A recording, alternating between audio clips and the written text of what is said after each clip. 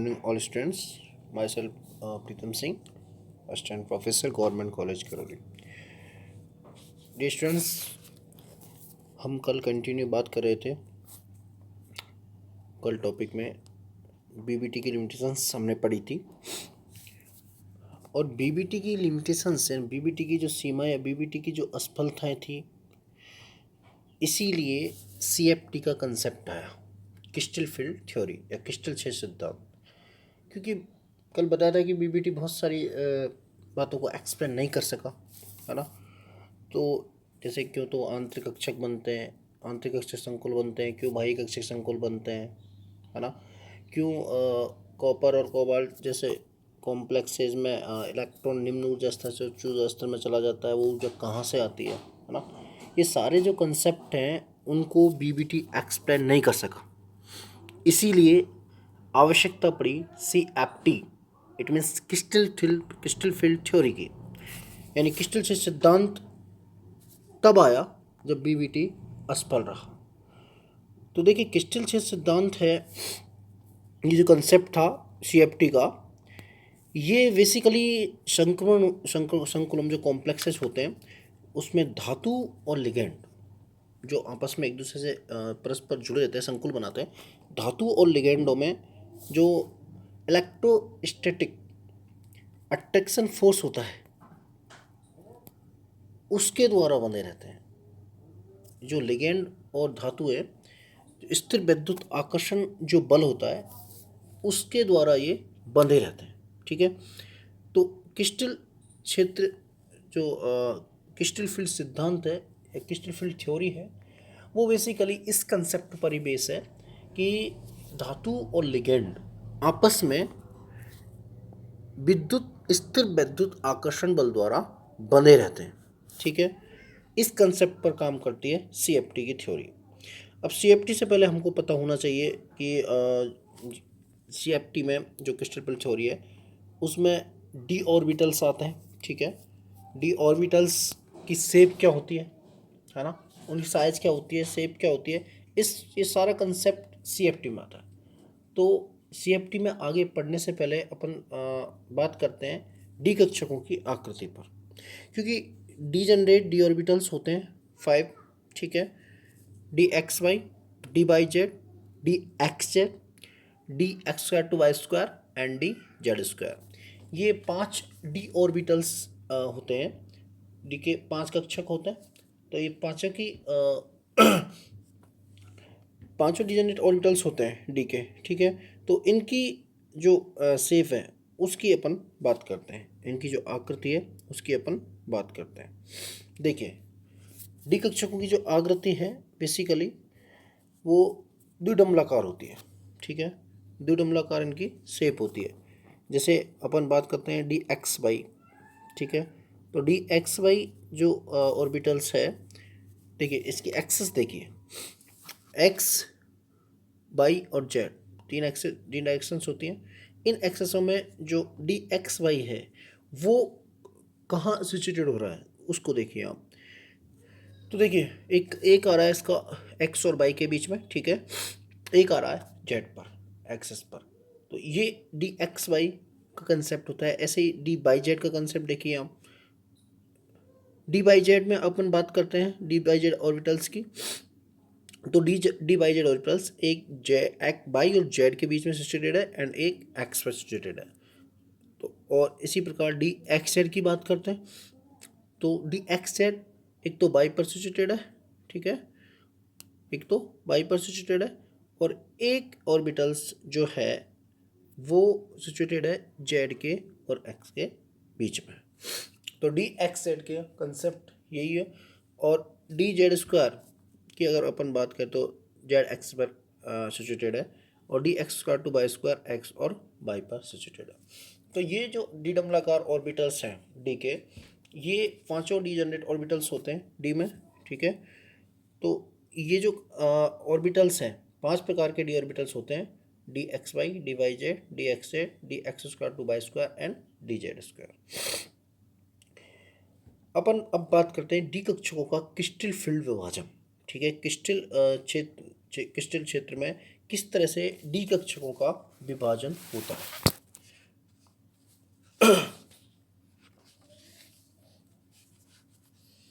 तो crystal field देखिए, कक्षकों के विभाजन को जो प्रभावित करते हैं, ठीक है, दो प्रकार के कारक या अपन घटक कह सकते हैं, दो प्रकार घटक होते हैं। फर्स्ट होता है कक्षकों की आकृति, एक तो होता है कक्षकों की शेप, जो ऑर्बिटल्स हैं उनकी शेप क्या होती है, ठीक है, वो इसको प्रभावित करती है। दूसरी अपन बात करें लिगेंडों की स्थिति, यानी लिगेंड कहाँ से शुरू हो रहे हैं, या अपन एक बोल सकते हैं कि संकुलों की ज्यामिति, संकुलों की ज्यामिति, कॉम्प्लेक्स की किस प्रकार की ज्योमेट्री है। ये दो फैक्टर्स हैं जो कि इसके विभाजन को, कक्षकों के विभाजन को पूरी तरह से प्रभावित करते हैं, ठीक है। किस तरह से कक्षकों का विभाजन होता है, अपनी ये अगर बात करें तो जो कक्षकों का विभाजन है वो दो प्रकार के फैक्टरों पर डिपेंड करता है। फर्स्ट हो गया कक्षकों की शेप, कक्षकों की आकृति, किस प्रकार के आकृति है कक्षकों की, ठीक है। ये दूसरा हो गया संकुलों की ज्यामिति, या अपन बोल सकते हैं लिगेंडों की स्थिति, लिगेंड कहाँ सिचुएटेड हो रहे हैं। तो ये जो दो फैक्टर्स हैं, ये दो कारक हैं जो इसकी कक्षकों के जो विभाजन है उसकी ज्योमेट्री को या उसकी विभाजन को प्रभावित करते हैं, ठीक है, इसके विभाजन को पूरी तरह से प्रभावित करते हैं। तो देखिए, क्योंकि संकुलों की ज्यामिति की बात की अपन ने, तो क्योंकि कॉम्प्लेक्सेस की ज्योमेट्री तीन प्रकार से होती है बेसिकली। एक तो होते हैं अष्टफलकीय संकुल, ठीक है, अष्टफलकीय संकुल, एक होते हैं चतुष्फलकीय संकुल, और एक होते हैं वर्गाकार समतलीय संकुल।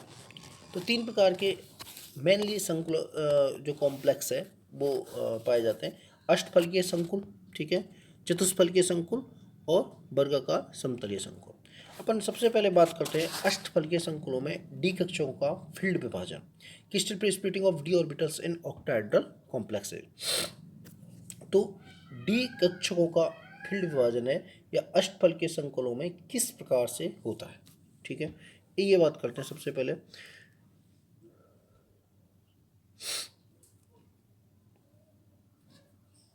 देखिए उससे भी पहले अपन थोड़ा सा डी कक्षकों क्रिस्टल फील्ड विभाजन में एक चीज़ और देख लेते हैं कि डी कक्षकों का क्रिस्टल फील्ड जो विभाजन है उसमें एक चीज़ और देख लेते हैं अष्टफलकीय संकुलों से पहले, कि ये जो समभ्रंश डी कक्षक होते हैं, ठीक है, ठीक, समभ्रंश डी कक्षक होते हैं जब कोई डी कक्षक इनसे कोई लिगेंड आके टकराता है, ठीक है, अष्टफलकीय संकुलों में जब कोई लिगेंड इनसे आके टकराता है तो ये डिवाइडेशन हो जाता है इनका, समभ्रंश जो डी कक्षक हैं उनका डिवाइडेशन हो जाता है। एक तो होते हैं उच्च ऊर्जा स्तर वाले और एक होते हैं निम्न ऊर्जा स्तर वाले।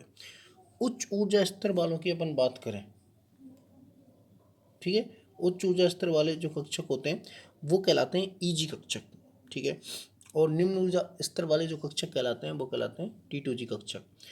ईजी कक्षक में बेसिकली अष्टफलकीय संकुलों में जो होते हैं dx² और dz² होते हैं, और निम्न ऊर्जा स्तर में लोएस्ट एनर्जी लेवल के जो होते हैं उनमें होते हैं dxy, dyz और dxz, dxy, dyz और dxz।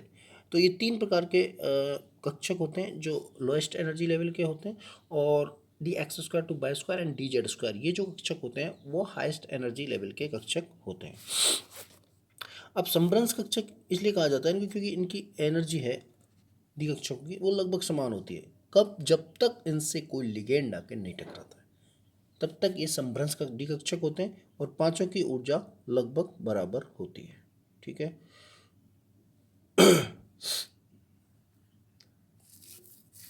देखो धातु के जो डी कक्षक होते हैं, है ना, धातु के, क्योंकि मेटल्स जब लिगेंड और मेटल के बीच में जो स्थिर वैद्युत आकर्षण बल है वो बंधन होता है, वही CFT का कंसेप्ट है।